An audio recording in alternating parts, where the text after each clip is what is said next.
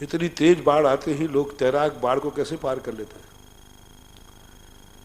इतनी विपरीत परिस्थितियों में लोग आगे पार कैसे कर जाते हैं? इतना भयंकर गाड़ी का एक्सीडेंट हो गया, फिर भी 6 महीने का बच्चा बच गया। कैसे बच गया? कुछ पुरुषार्थ होता है, कुछ अतीत का पुरुषार्थ है, कुछ वर्तमान का पुरुषार्थ है।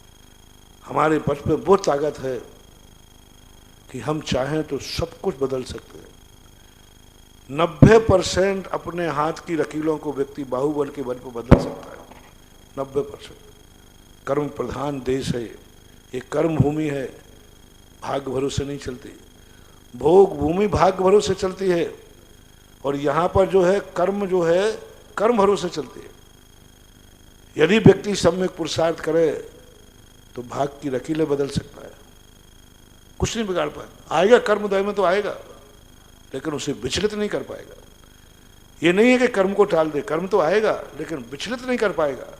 और कई बार तो अपने पुरुषार्थ से कर्म को टाल भी देगा। वो ऐसा निमित्त ही नहीं मिलाएगा, ऐसे क्षेत्र में ही नहीं जाएगा, ऐसे लोगों की संगति में नहीं जाएगा जिनकी संगति में जाने से हमारे बुरे भाव होते हो।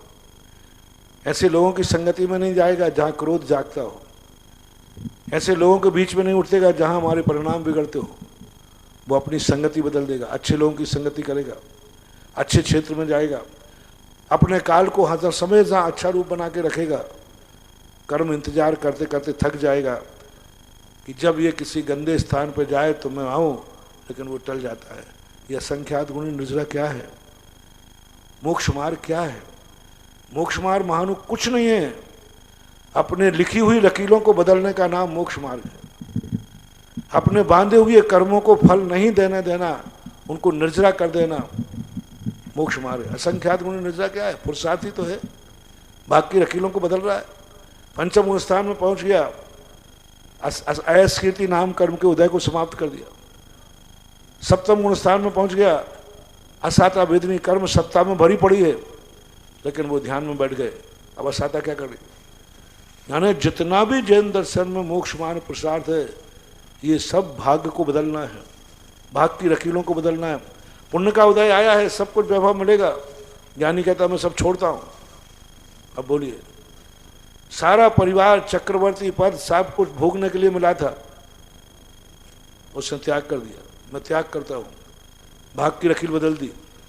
भाग्य कहता है तू चक्रवर्ती बनेगा, और चक्रवर्ती बन रहा है। सम्यक दृष्टि कहता है मैं महाराज बनूंगा।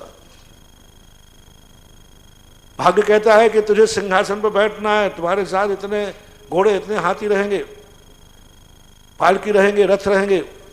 सम्यक दृष्टि कहता है मैं पैदल चलने का नियम लेता हूं। अब पुण्य क्या कह रहा है? तेरी किस्मत में 84 लाख हाथी, 18 करोड़ घोड़े, इतने रथ हैं, तू जमीन पर पैर ही नहीं रखेगा।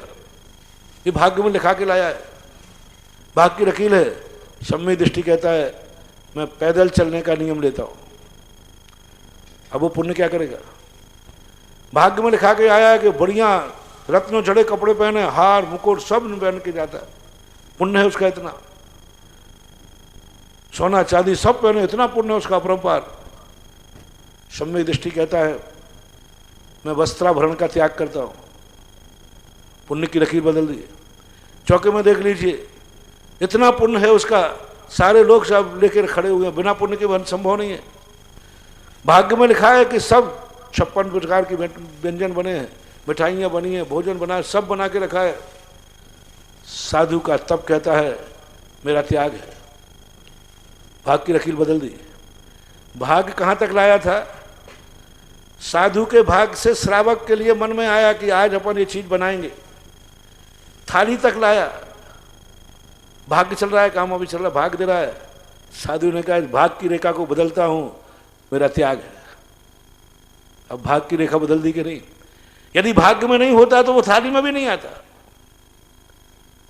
तो भाग्य की रेखाओं को, चाहे पुण्य की हो चाहे पाप की हो, यदि व्यक्ति समीचीन दृष्टि है, सम्यक दृष्टि है, सम्यक पुरुषार्थी है, तो अपने भाग्य की लकीरों को बदल देता है। ऐसे ऐसे अशुभ कर्म के उदय शुभ में बदल जाते हैं, कुछ नहीं बिगाड़ पाते उसको, कुछ नहीं बिगाड़ पाते। आते अशुभ कर्म उदय में प्राण ले लेंगे, कुछ नहीं बिगाड़ पाया। उसका द्रव्य छेद काल भाव ऐसा था। ऐसे द्रवच्छेद काल भाव में बैठा था कि वहां कोई उसका कुछ कर ही नहीं सकता, बिगाड़ ही नहीं सकता। तो ऐसी बात नहीं है, ये कर्म भूमि है, यहाँ कर्म की प्रधानता है, भाग्य की प्रधानता नहीं है। अपना यदि समीचीन पुरुषार्थ है तो बहुत कुछ हम इन बाधाओं को टाल पाएं या ना टाल पाएं, लेकिन बाधाएं हमारा कुछ नहीं बिगाड़ पाएंगी। मेरा एक सिद्धांत है, जब कोई लोग कहते महाराज जी एक कार्यक्रम हो रहा है, कोई प्रकृति बाधा नहीं आ जाए, तूफान नहीं आ जाए, बरसात नहीं आ जाए, पानी नहीं आ जाए कार्यक्रम, तो मैं कहता महाराज जी आप कुछ करिए। मैंने कहा ध्यान रखना, मेरा नियम है प्रकृति को कभी रोकूंगा नहीं और प्रकृति से कभी रुकूंगा नहीं। प्रकृति को कभी रोकूंगा नहीं और प्रकृति से कभी रुकूंगा नहीं। उसको जो करना है करना दो, उसको मैं क्यों रोकूं? और वो कौन होती है मुझे रोकने वाले? यदि ये हमारा दृढ़ संकल्प है, सब संभव है। प्रकृति ने कहा आगरा के अंदर की आग लगेगी, लगाओ, मेरा पंचकर्णक वहीं होगा। बस मैंने आग को कह दिया कि मैं तुझे नहीं रोक रहा हूं, तू मुझे नहीं रोक पाएगी। ऐसा भयंकर आग लगी, ऐसी भयंकर, सब हताश हो गए। सबने कहा कि नहीं, अब उस स्थान पर तो पूरा 15 मिनट के अंदर तो खाक हो गया था, सब राख हो गया।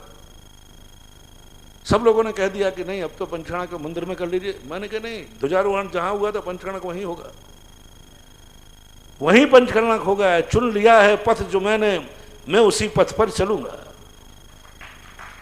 मैंने पंचकर्णक का स्थल निश्चित किया है, पंचकर्णक वहीं होगा। शाम को 4 बजे आग लगी थी, सुबह से कार्यक्रम थे सब, मैंने पंचकर्णक वहीं होगा। प्रकृति ने पूरी ताकत लगाई। मैंने प्रकृति का दिया, देख प्रकृति मैंने तुझे नहीं रोका, तुझे आग लगाना थी लगा दी, तुझे भस्म करना था कर दिया।